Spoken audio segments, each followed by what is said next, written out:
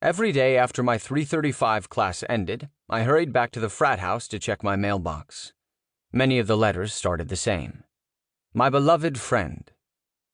Some asked for a camera, others for clothes. Most asked for nothing, just shared the news from rural Tanzania or backroads Malawi, the two agrarian countries where I had been 5 months earlier. One boy, McPherson Banda from Karanga, Malawi, wrote to see how our soccer ball was doing. "When I played with it," he said, "I was really feeling as if I am on top of the mountain." I won't lie. We had met thousands of kids driving from Nairobi to southern Malawi on a homemade mission to bring aid to refugees. I didn't remember who McPherson Banda was, but I remembered that spirit, that drive to get close and stay close. The letters from East Africa came in slender, tissue-thin envelopes trimmed in red and blue.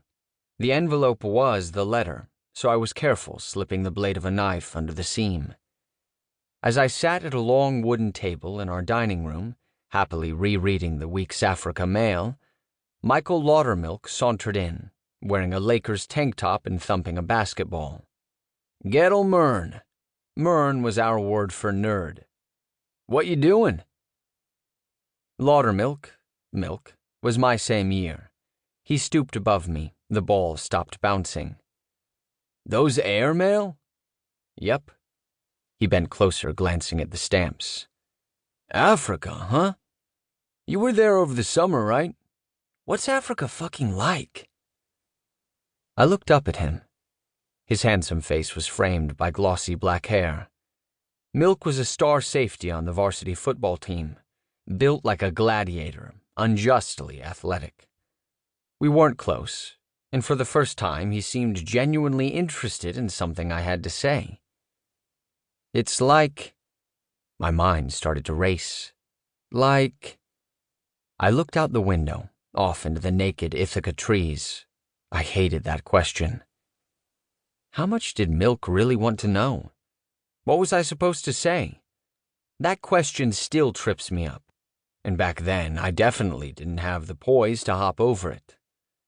My first Africa trip had been like a lucid dream, and I was possessive of this dream, because dreams lose their power if you start sharing them around.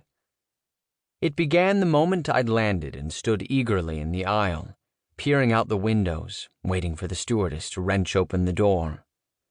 When that dry, canned airplane air rushed out, and Nairobi's fresh, cool night air rushed in, rich and loamy, like a million wet leaves, it was an immediate intoxication.